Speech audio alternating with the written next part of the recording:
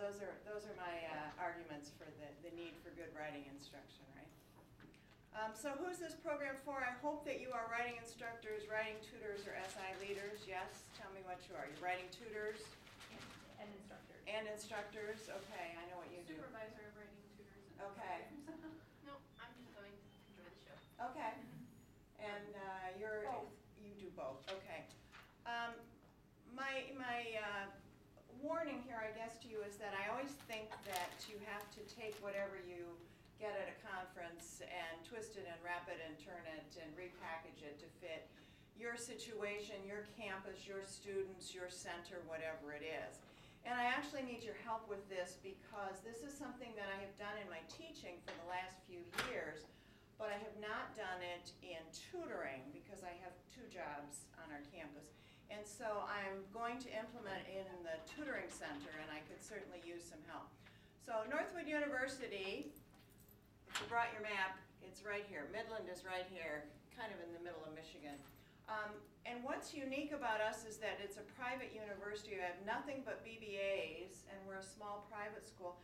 These are all our majors, and the reason to show you this is that we don't have any English majors. It doesn't exist. We have automotive marketing majors, we have fashion marketing majors, we have hospitality majors, we're about to get franchising and sustainability majors as well. So my tutors are from all these, from a variety of majors, and they are not English people necessarily. But I have this great staff of all peer tutors that I supervise. And this is our center. I have about 30 tutors any given year. We do both drop-in tutoring and one-on-one scheduled tutoring, and then what I call tutor-led study groups, which are similar to SI, but the student is not, or the tutor is not embedded in the classroom, so it's a little different. But those are our types of tutoring. And just so you know me, I am the director of tutoring. We only have one tutoring center. We are the math lab, the stats lab, the writing center, the study skills lab. We do it all, you know, the one-stop shopping kind of thing. And I've been doing that for a while. I'm also the adjunct, or one of the adjunct English instructors, and I've done mostly the developmental composition. But I've been in education since chalk and ditto machines were around before you kids were born.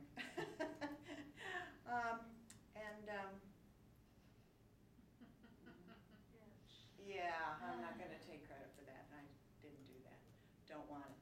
The terms I'm going to use today, I'm going to talk about mistakes and errors, and I know some people prefer the word challenges. On the way down here, I just heard a radio ad talking about if you have credit challenges. And I thought, well, that's really just bad credit, isn't it? Anyway, in my classroom, students are comfortable making mistakes. They're supposed to make mistakes, and you're supposed to learn from them. Oscar Wilde says, experience is the name we give our mistakes. I don't know if you know John Wooden, basketball coach. If you're not making mistakes, then you're not doing anything. And so I would encourage our students to do the same thing. And mistakes are the portals to discovery. So what's the problem? Well, I kept having students write essays. I'd write my comments on them. I'd hand them back. They might read the essays, but I kept saying the same thing over and over again, and I wanted a rubber stamp that said, where is your thesis? No new information in the conclusion, or all those other things. So I decided that instead of buying several dozen rubber stamps, maybe I should try something else. So here's this vicious circle here. The student writes a paper, the instructor writes comments on it and hands it back. The student reads the comments, the student writes another paper, makes similar errors, maybe the same errors. The instructor makes similar or the same comments, then, you know, repeat, repeat, repeat, and the instructor would like to hit her head against the wall. Frustration. So I figured there had to be a better way. And so this is what I came up with. Part of it is getting the students to participate in their own learning. And I love this guy. I think you and I heard him at Math Labs conference in Ohio once. Paul Knowlting says, whoever has the pencil in his or her hand is doing the learning. And so we have to get that pencil into the student's hand or the pen to make those corrections, those changes, those improvements. That's just one of his books, but he's written a ton of stuff about math, and he's really a hands-on math instructor. He really likes his students involved with it. So how do we do that? We help them acknowledge what they need to do better, what they need to do more of, less of, what they need to change. That's the idea, right? And you know how students will sometimes put the onus on the instructor. He gave me a bad grade. Mrs. Ermak did this. She doesn't like me. So we're trying to get them out of that and get the buy-in, get the ownership, and develop the, well, I could have done better at my paragraphs. I could have done better at my organization. And then they get the credit and the pride and the engagement there that I earned a B on my essay this time kind of thing. So here is my method, and I call it personal writing rules. Again, you know, anybody can put any name on it they like. But the idea is, and here's where I want you to look at your chart. Get the personal writing rules from Sally Student here. These are some things that I actually took off a paper I just looked at last week. I was telling the person add S for plural. They were having trouble with plural and possessive, okay? So I just wanted them to put it into a rule here and get it down there. Maybe some way of explaining it that you put the apostrophe before the S if it's one person and after the S if it's multiple people owning it or whatever it is. I corrected his use of that when he should have said who. His in-text citations were underlined and they didn't need to be. In Northwood, everybody uses APA format, and so that's what I'm accustomed to. But, you know, just having students write down some of these little things. Proofread carefully because there was a missing word, singular or plural. The statement was, over on the right-hand column there, a set of global attitude statements were, and so I corrected it to was, the set was. And just kind of an explanation there. Capitals on all important words in the titles, being consistent, the headings, some of them were in the center and some of them were on the left. This was a business report. And these are the students' words. Use past with other past. Okay.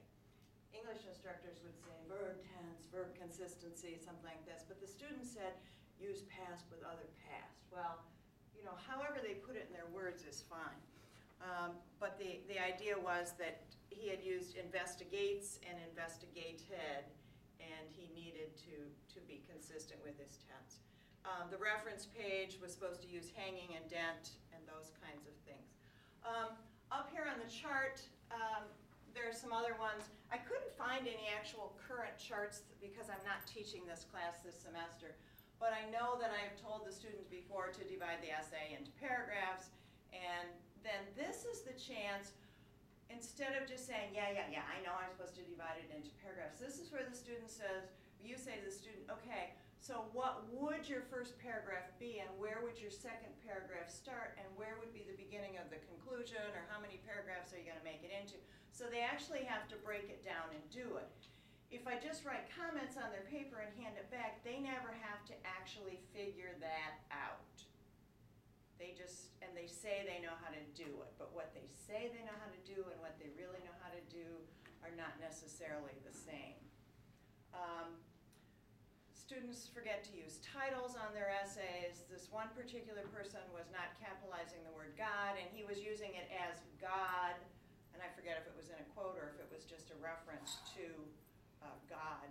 And I also wanted to clarify with him that, so he'd know the difference between the uppercase and the lowercase, so when I put goddess in there, I figured that would help him figure that out. Avoid new information in the conclusion, develop the character sooner. And the other thing we'll talk about is spelling. I threw that in there too on this chart. So I don't know if this makes sense to you. I threw this chart in here as well because I know it's a little fuzzy in the middle, but if you figure reading something gives you 10 10% retention after 2 weeks, but practicing by doing gets you 75%.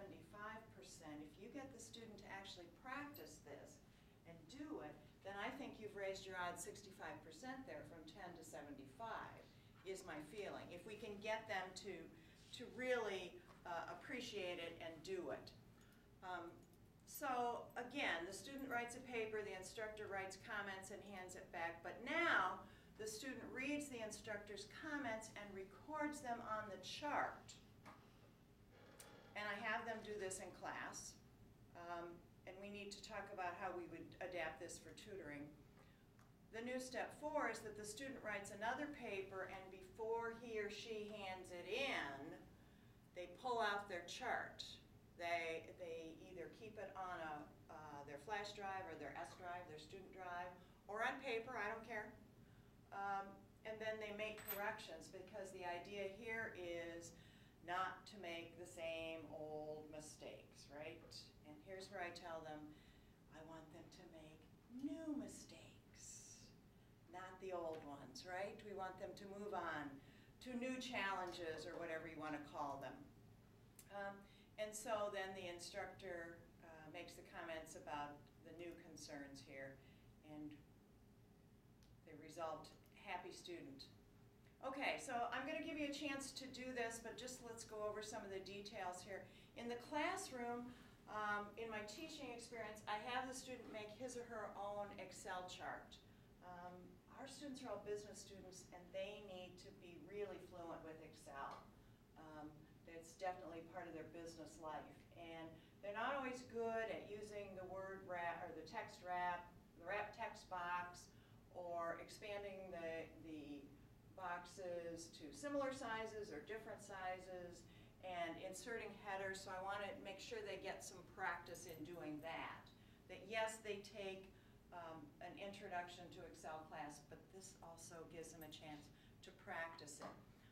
And then it may be filled in by hand or on the computer, but it must be brought to class, or if I'm teaching English in the lab, writing lab, or the computer lab, where they can write in class, then they have to be able to bring it up on the computer.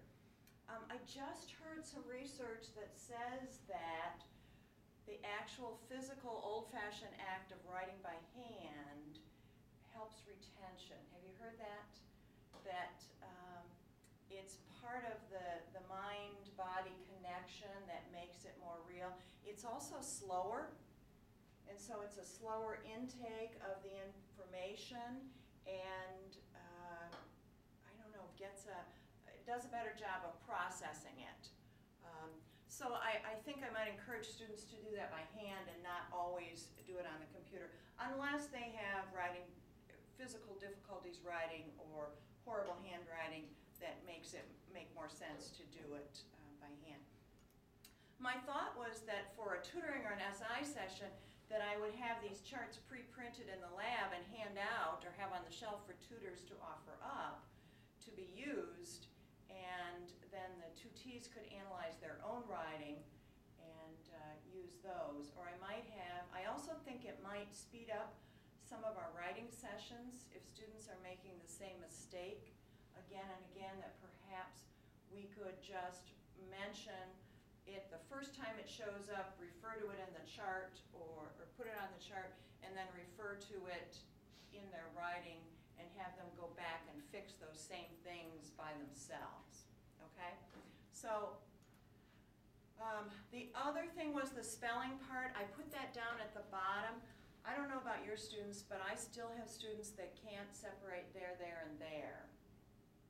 No? Am I the only one? No, your students have that trouble too sometimes. Okay. So I was trying to get them to put those words on the chart, because there's something about the repetition of a mistake, and I'm sure you've heard this before, that the wrong spelling starts to look right. Now, I'm a good speller, so that doesn't happen to me, or I'm usually a good speller. Years of teaching may have altered my spelling skills, I don't know. But I'm not good at directions, and I was consistently driving from Midland to Kalamazoo and always getting turned around in Lansing. I don't know, are any of you from Lansing? You're not the see people, no? Okay. Well, somewhere in Lansing, there is a highway that says 69 east, or 69 west becomes 69 south. Now, I don't know how that's actually possible, that south becomes west, but I was always getting confused, and I was always getting on the wrong road. But the problem was, after I got on the wrong road, I didn't know it was the wrong road, because it began to look familiar after a while, right? I think our students do the same thing with spelling. They spell the word wrong over and over again, and it begins to look like the correct spelling. So the idea here is that we stop that before it starts, and by putting it on the chart, we get them to look at the correct spelling once before they put it in their paper, and then again and again, so that it starts to become the correct one. I have a process question. I see your chart, and students create this own chart for themselves. How do they transfer whatever it is? We're going to do that in a Okay, minute. all right. I'm going to give you a chance to practice this, okay? But yes, and that's the tough part, getting them to synthesize. Yeah, what they see that you write on their paper. Yes, Okay, yes, got it. you're absolutely right, Kim. But we'll get to that. Let's work through that. So with the spelling, I just, instead of examples, I have the mnemonic devices here that might help them out. And if you can help them find those, or if they can create their own, fine. But yeah, let's go ahead and do some of the processes here. Take the essay that's corrected called Friends Traits. Do you have that in front of you? I corrected this one, and I'm going to say, if you're the student, how are you going to take these comments and transfer them onto the chart? So, pick one. Pick any of my corrections, changes, suggestions, whatever you want to say. Go ahead. This is the audience participation. Okay, McDonald's. Okay. What paragraph is that, Kim? Second paragraph, middle of the paragraph. Oh, okay. What do you want him to do with McDonald's? Show possession. Okay. Okay, so and I didn't, well, I corrected the one below it, didn't I? I corrected one, but not both, yeah. But that's okay, you should be able to find the other one, right? Well, yeah, and that's the idea, that I shouldn't have to correct every single mistake he makes. That was the other hope, was that I would be able to correct less and circle more, or point out things to them more. Okay, so if we're going to put McDonald's on the chart, that's the example, but what's the rule then that we're going to make out of that? Kim, what are you going to do? Okay. Well, you Where to brought that put- one up. Yes, where to put the apostrophe. Okay. In an S or So in the a rule on the left formal column is going to title, be yes. to add an apostrophe to show ownership or something like that, right? However you want to say that. Okay? All right, somebody else find a mistake. Trust me, there are plenty more than 5 here. Go ahead. Okay, and the third paragraph, about midway through, it says, my thoughts, our, Oh. spelled O-U-R, and it continues from there, and so you've marked that, and so that might just be something they could mark. I don't know if that would maybe go in like the spelling section, since there was in the spelling section, but just sort of clarifying that like are is like the action or the being, and the verb, and the our is something that means like it's mine and someone else's together. Yeah, and I think you're smart not to use verbs and pronouns sometimes, because that tends to baffle students that haven't had much training in that. So yes, we need to, it's easier sometimes to stay away from those labels and just say that one shows the possession or ownership and one is the action, or, yeah. So yes, I would put that down there, and then and it could go under the spelling category or the other. And you know what happens to students, right? They usually say, yeah, I know that. I just screwed up this one time. Okay. You might or might not believe that. I don't know. I just think sometimes they think they know, but then they forget it when they're actually writing it. Okay, give me another one. Pick one. Lewis would be thinking about, will tomorrow be his last day to live? So proofreading. Yeah. Lewis would, okay, we're down in the bottom of the third paragraph. Lewis would be thinking about is, and I don't know if he shortened something or took something out there. Oh, Lewis would be thinking about is, oh no, is will tomorrow be his last day to live? I kind of know where he's going there, yeah, but it definitely needs to be clarified. So yeah, that's a proofreading issue. I think that's the problem there. Okay, pick another one, somebody else. Well, when you first circled McDonald's in the second paragraph, you were talking about a run-on there. I think. Yeah, you're right. Rather than the apostrophe. I think in about 4 years, Michael should be the manager of McDonald's. That's a sentence, and then that's his long-term goal. Yes. You have 2 sentences there with no punctuation. It's a comma slice without a comma. Yeah, That's it's right. a run-on, yeah. Yeah. You need something Yeah. there. And you could Yeah. do a comma and, or you could do a period. Or Yeah, something. exactly. Comma's actually not enough there, is it? No, you need an and. Yeah. And that'd be some- fine. A connecting word or something there, Yeah, yes. so I guess a run-on sentences would be Yeah. something to put on his chart. Yeah, and so the rule would be to avoid run-ons, but the example there would be, or something about add a connecting word to avoid run-ons or something like that. Okay. You didn't give me one yet. For the qualifies in the second paragraph, where they qualify, actually qualifies, it's a singular plural Qualify, I'm not verb even- issue. In the second to last line in the second paragraph. Oh, So that okay, qualifies yes. as a long-term plan. So that qualifies So just as a long-term plan. singular plural.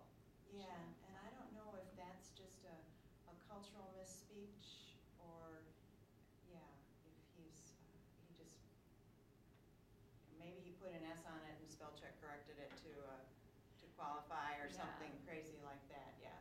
So getting him to, I mean, basic rule here, change Y to I and add ES, right? They've known that since third grade, but we need to get them to apply that, to remember that. These are mostly the grammar things. This one didn't seem to, well, yes it did. This one actually does have organizational issues, right? The first paragraph, in his introduction, he says there are too many reasons why people don't go to school, like work or having a baby. But then nowhere in the whole essay is having a baby mentioned. So my comment to him was that it shouldn't be in the intro if it's not in the body. And then on the final paragraph, I just said he needs a better conclusion. I have friends that choose different paths in life. I might think that the decisions they made were the wrong ones.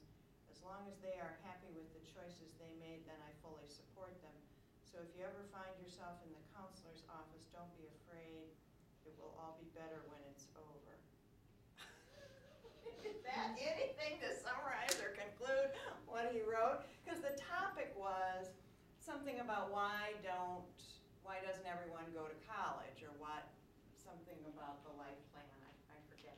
But you get the idea. Does that help? But you're absolutely right that when the student first does this, their inclination is to be way too vague. Proofread.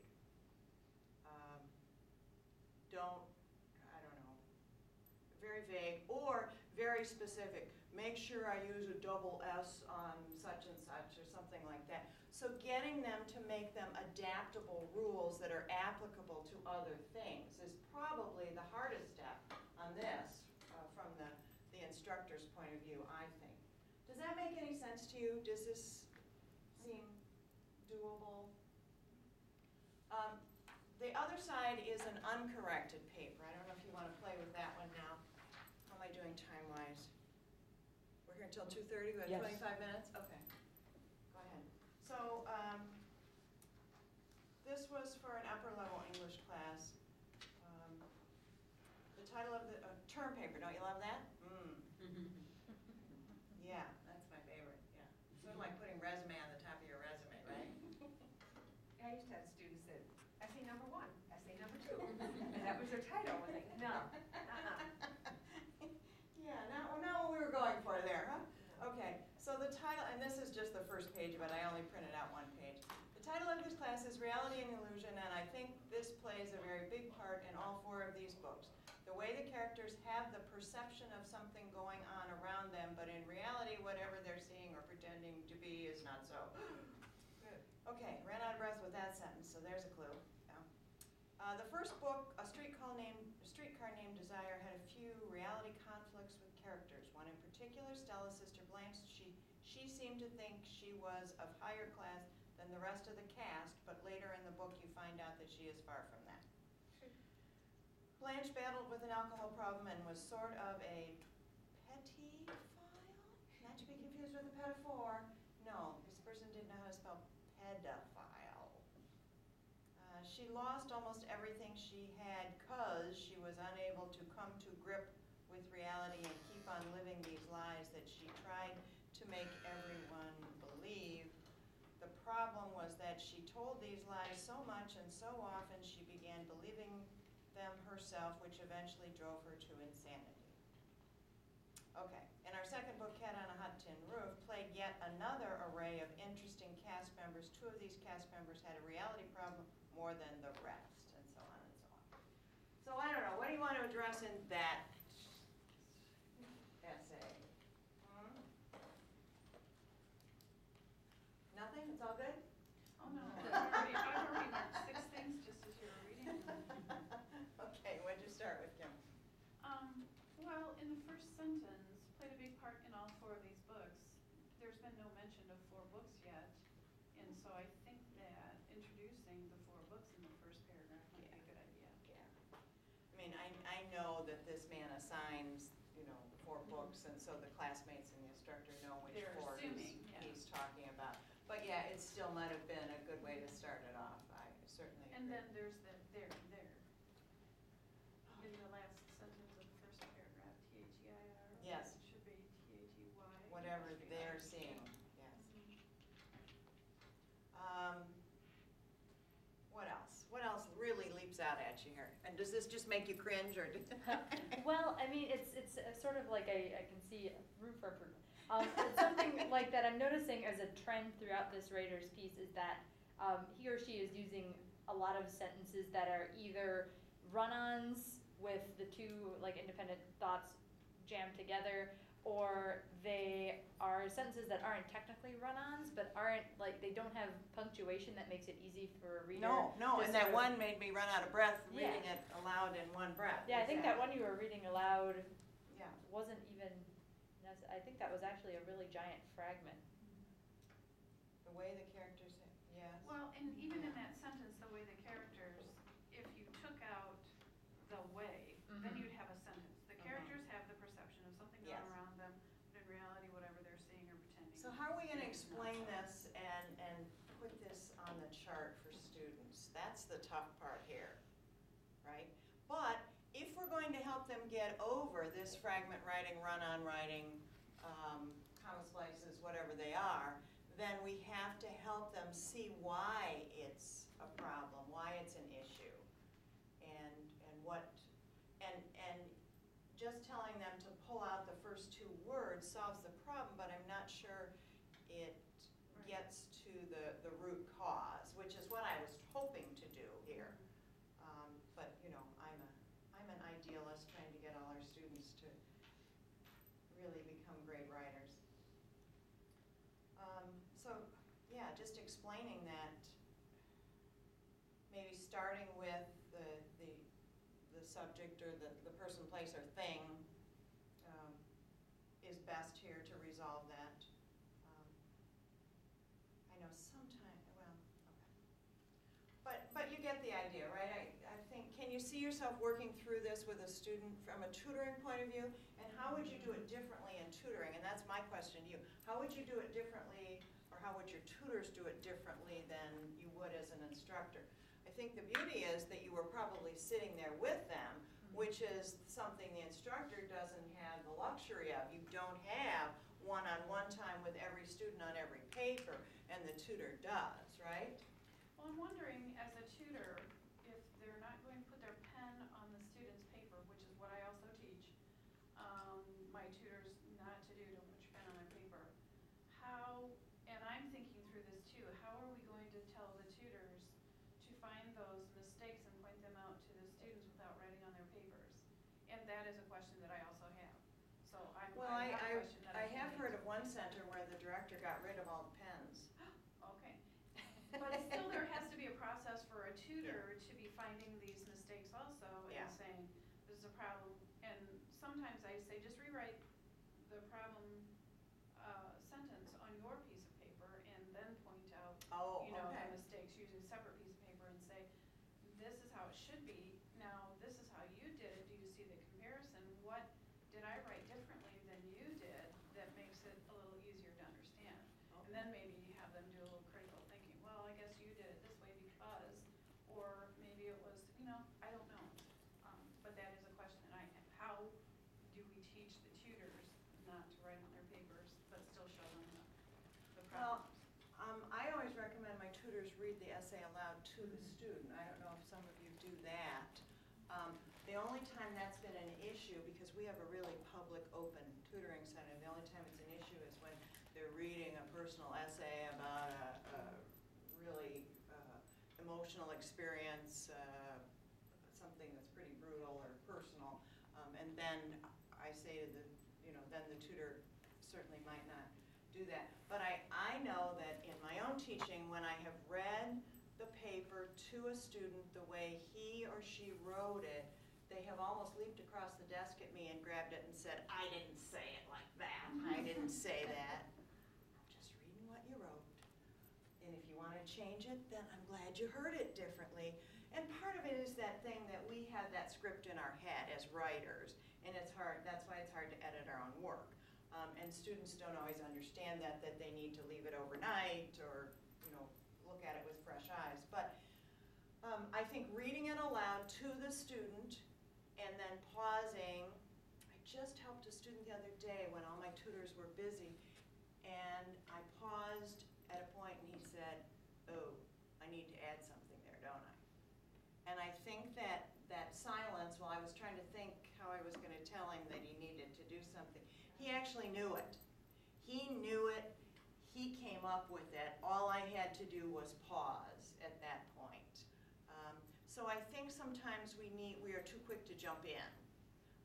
And I am always trying to pull the pen out of my tutor's hands and make sure that they are not the one writing, partly because what we were just talking about, the buy-in from the student, that if the student is actually doing it, because I don't know about you, and I love our students, and I don't mean to speak negatively about them, but I have certainly seen the student that comes in for writing tutoring, puts his paper on the desk and sits back waiting for the magic to happen, right? That doesn't happen at your center? No, okay.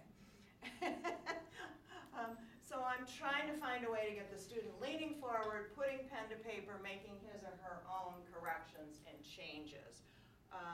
And so that, that fix-it-for-me attitude is not going to work. And so I want them engaged in the process as much as possible. But you're right. And I think that's the Socratic method. Look at that first paragraph. Pause, pause, pause. Well, the way you read it, and you ran out of breath, should have. Oh, I don't have to say anything usually. Yeah, when I do that and run out of breath, I don't have to say a word. Yeah. Oh, so that one's too long? Yeah, you got it. So, yeah, and maybe I'm a little dramatic, but I think sometimes that helps to help them sort that out. Okay, other comments or questions? You were going to say something else, I think, about answering Kim's question about how you would get the student to not have to, or how you get the tutor not to have to do all the work. Yeah, I think the reading aloud is definitely part of it, and then just making sure, you as a tutor don't have a pen at all, because then that temptation isn't there. Yeah. And then something too, that you can do, even like if there's a comma splice or something, you can even just point to it, and you don't have to have a pen or circle it or draw an arrow or anything like that. And you could even just say to a student, like if there's no comma, like if it's a run-on or something like that, you may say, you need to have a period here, or you need to have a comma here, and let's talk about why. And then they're the one writing it in, and that's a small thing, it's one little punctuation mark, but they're still the one doing it, not you. Yeah, where you get that student buy-in, which is what I was hoping to accomplish. Okay, I want to keep moving here because I have another chart to talk about too later that's different. So this is my my journal assignment for English 900, and I just highlighted that at the bottom, and I made it extra large for you because you're not supposed to read those top 5 categories. But all comments should be turned into writing rules and written on your chart, which is intended to help you improve future pieces of writing for this class and others, because I'm always trying to get them to understand that writing isn't just for English, that it's for other classes, it's for life, it's not just limited to that. And I'm sure you know Bloom's taxonomy. Since I started teaching back in the 70s, it's gone from the old version of knowledge, comprehension, application, and so on, to remembering, understanding, and applying. And my hope is that they will start at the bottom here, remember our changes, understand why they've made them, and apply them, and gosh, maybe even analyze them. And for me, getting to the 4th level of Bloom's taxonomy is good in this situation, that we just want them to get what they can from that. So I just threw that in. So we've already given it the old college try here.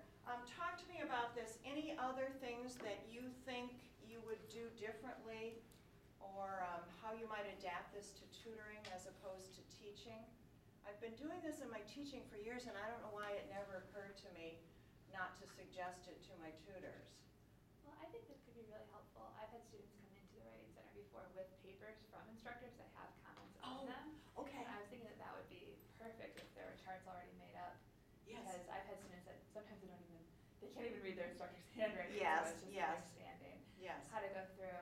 And I mean, that's one thing that I think especially first-year students need help with, is just deciphering what instructor comments mean, especially if they're in like a big class that maybe they're writing a paper, but it's a bigger lecture class, and they don't have as much opportunity to talk to the instructor, or don't feel comfortable yet talking to the instructor. Where are you from? Eastern Michigan. Eastern, okay, so Yeah. you do have there are some big comp classes then, Yeah. probably for these students that are, yeah. Well, our comp classes are small, there's only 20 to 25 students in them, but like larger classes. Oh, but a writing assignment Yeah. in a larger lecture class, Yeah. sure. But I think that's immediately what jumped to my mind for Okay. just helping them decode other instructors' comments.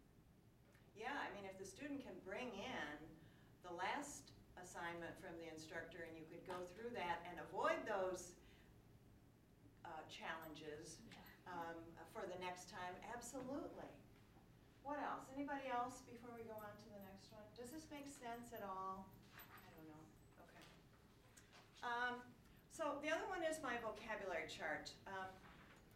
Just the background here, Oxford and Webster disagree about whether there are 450,000 or 616,000 words in the currently recognized words.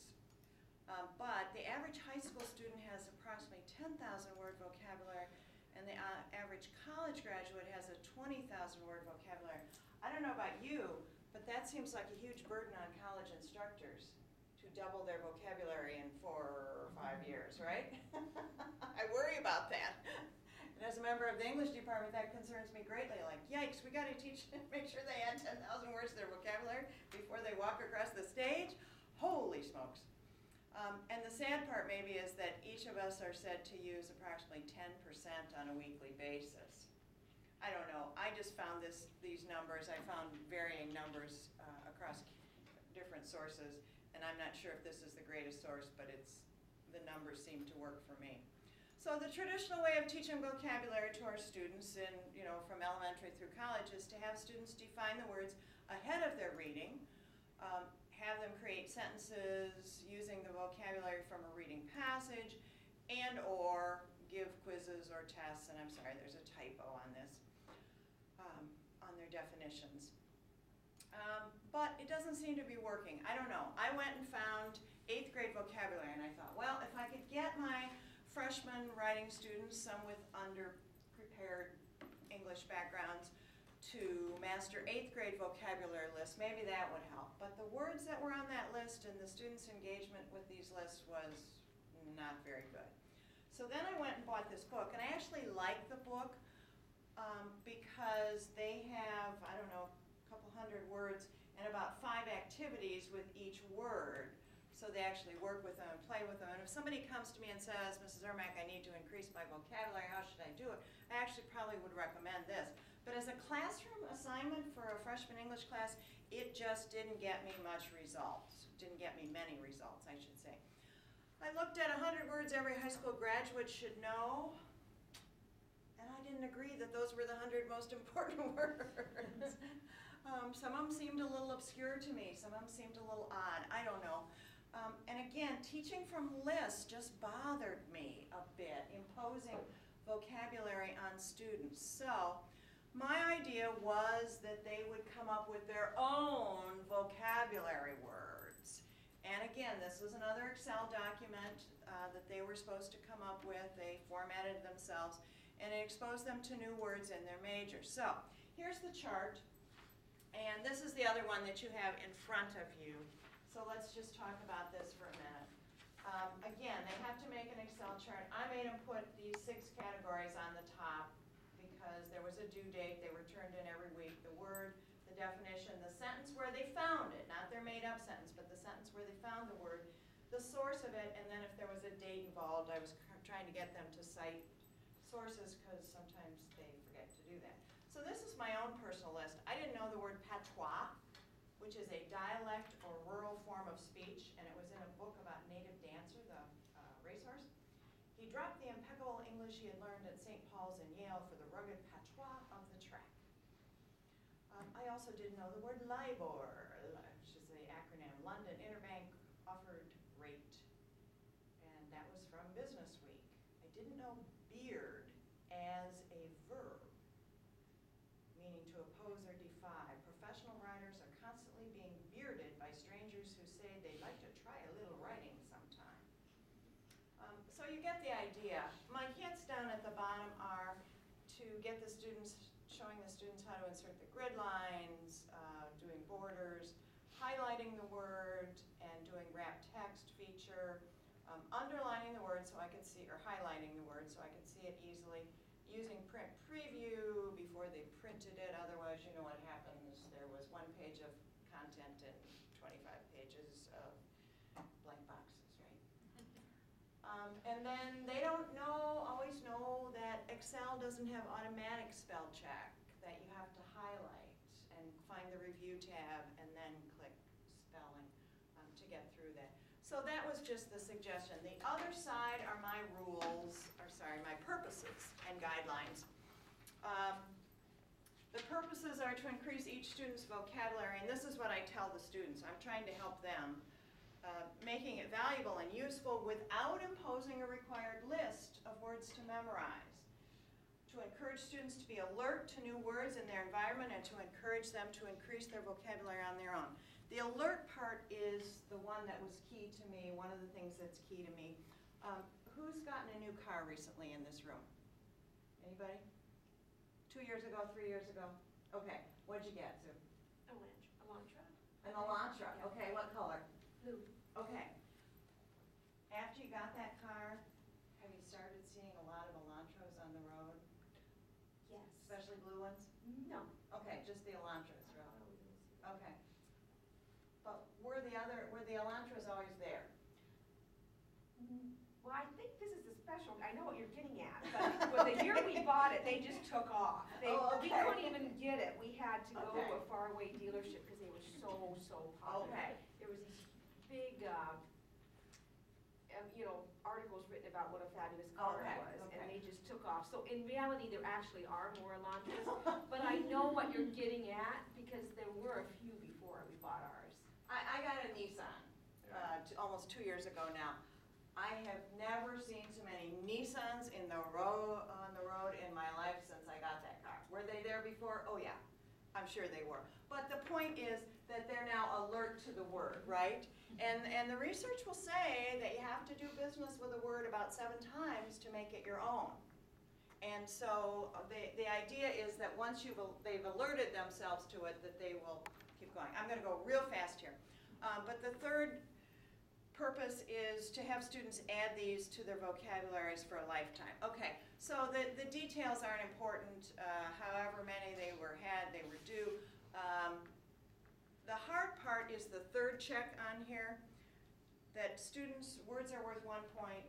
Students must choose the definition that fits the sentence. If they look it up in the dictionary on Merriam-Webster.com or whatever, dictionary.com, picking the right definition really was the hard part here.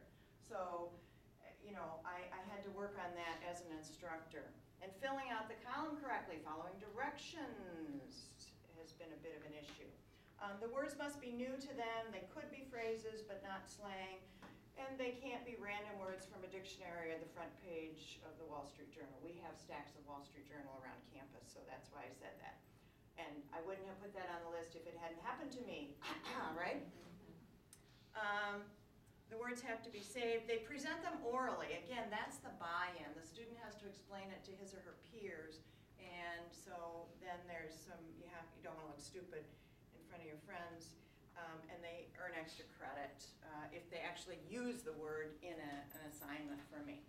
Okay, so the result is that I hope they have better reading comprehension. I'm encouraging them to use more words and better words. This is the Nissan Murano phenomenon that I was talking about, right?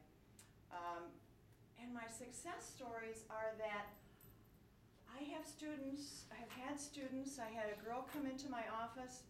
Her senior year wanted help with a resume and stuff. Okay, fine. Haven't seen her since freshman year, English 900. And she said, and oh, I'm still doing that chart you made us keep. What? Yeah, she says, that chart you made us do freshman year? She said, I come from a family that didn't graduate from college or even go to college. I didn't know a lot of words. I had to improve my vocabulary. I'm still keeping that chart every time I come across a new word. Oh my gosh, touched my heart. About a year ago, I was at Enterprise Rent-A-Car getting a car. And this tall young man says, hey, Ms. Ermak, oh my gosh, how are you? I said, and he's wearing his name tag, luckily. Oh, Mecca, how are you? And I haven't seen him since freshman year. He's getting ready to graduate. He's all grown up, has a baby, all kinds of things. And he says, I still keep that list. And I wasn't getting it. You know, signing my rent-a-car papers. I still keep that list you made us do freshman year. That list? Yeah, those words. He says, I still do that so I can improve my business vocabulary. Bless your heart. They actually took something that I gave them in class and then they made it a lifetime skill, which is my success story, okay? And I think you've given me all your comments. So if you don't like my presentation, it's okay, because only God will judge me. So thanks for being a great audience. You guys are. You think that falls to the tattoo artist or the person that wanted it? Well, my dad was a writer a long